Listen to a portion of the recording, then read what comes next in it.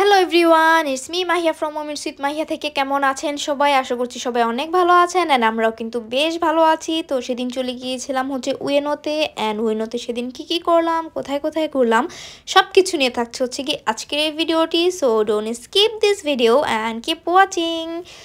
সেদিন গিয়েছিলাম টোকিওর উয়েনোতে, অ্যান্ড উয়েনো টোকিওর মধ্যে অন্যতম একটি ব্যস্ততম জায়গা, যেটি অলওয়েজ কোনো না কোনো ফেস্টিভ্যাল হয়েই থাকে অ্যান্ড সবসময় ভিড় লেগে থাকে, যেহেতু একটি ট্যুরিস্ট স্পট, অ্যান্ড ট্যুরিস্ট স্পটে কিন্তু সবসময় ভিড় থাকে, সেটা সামার হোক অ্যান্ড সেটা উইন্টারই বা হোক।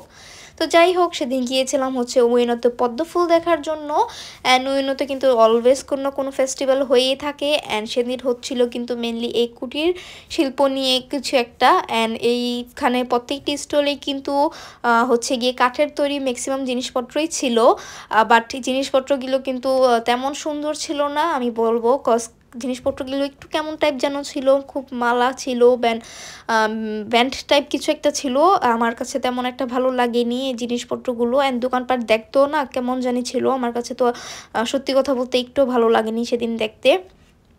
তো যাই হোক, এখানে কিন্তু খাবারের স্টলও ছিল অনেকগুলো, স্ট্রিট ফুড ছিল অনেক ধরনের, বাট এই স্ট্রিট ফুডগুলো ভালো লাগছিল না, কজ একটা খাবারও এখানে হালাল ছিল না সেই দিন। অন্যান্য সময় কিন্তু হালাল খাবারও এখানে অ্যাভেলেবল থাকে।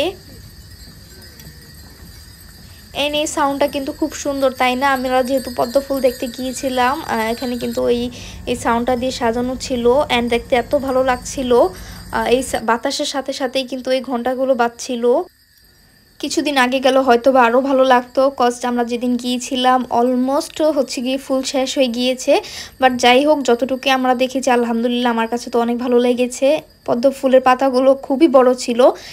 এরপর এখান থেকে আমরা চলে গিয়েছিলাম শপিং মলে। বাহিরে কিন্তু অনেক গরম ছিল, যে ভাবলাম একটু শপিং মলেও ঘুরে আসি। এখানে অনেক অনেক বড় বড় শপিং মল ছিল, অ্যান্ড মেন গিয়ে আউটলেটগুলো কিন্তু উয়েনোতে হয়ে থাকে। অ্যান্ড নাহিদ যখনই কোনো ওয়ালেট দেখে সে এখানে থেমে যায়। ছেলেদের মেবি এটাই একটা উইকনেস, বাট সে সেদিন আমার জন্য ওয়ালেট দেখছিল, বাট আমার কাছে ভালো লাগছিল না দেখতে। তাই এখান থেকে আমরা চলে গিয়েছিলাম উপরের ফ্লোরে গিয়েছিলাম মেনলি আমরা লাঞ্চ করার জন্য, বাট এখানে লাঞ্চ আইটেমগুলো আমার পছন্দ হচ্ছিল না, ভাবছি অন্য কিছু ট্রাই করব, তাই ঘুরে ঘুরে পুরোটা ফ্লোর দেখছিলাম কি খাওয়া যায়, বাট আনফর্চুনেটলি এই ফ্লোরটাতে আমার কোনো কিছু পছন্দ হয়নি। তারপর চলে গিয়েছিলাম তেন্দনে, যেটা উইনের খুব ফেমাস একটি খাবারের শপ। তো তেন্দনে গিয়ে আমরা সেদিন আমাদের লাঞ্চটা করেছিলাম, অ্যান্ড তেন্দনের এই আউটলেটটা কিন্তু বেশ বড় ছিল, অ্যান্ড আমরা সেদিন অর্ডার করেছিলাম গিয়ে কোল্ড সোবা অ্যান্ড গিয়ে টেম্পুরার একটি সেট। তাদের এই কোল্ড সোবাটা আমার এর আগে ট্রাই করা হয়নি, তাই সেদিন ভাবলাম এই কোল্ড সোবাটাই ট্রাই করি। তাদের এখানে এই ড্রিঙ্কসটা কমপ্লিমেন্টারি সার্ভ করা হয়েছিল, অ্যান্ড এত মজা ছিল এই কোচাটা।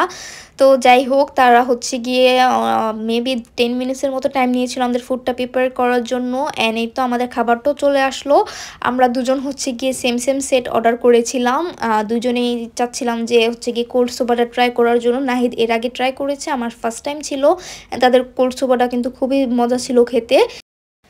তাদের এই খাবারটা কিন্তু আমার কাছে বেশ ভালো লেগেছে, অ্যান্ড এই খাবারগুলো খেয়ে আমরা বের হয়ে গিয়েছিলাম ওইনার অন্য একটি সাইডে চলে যেতে। ওইনার কিন্তু গিয়ে ফিশ মার্কেটও আছে, অ্যান্ড এখানে সেদিন আমরা আসার টাইমে ফিশ মার্কেটে চলে গিয়েছিলাম কিছু মাছ কেনার জন্য। তো এখান থেকে আমরা কিছু মাছও নিয়েছিলাম, এখান থেকে মাছ কেনাকাটা করে আমরা বাসা দিয়ে চলে যাচ্ছিলাম।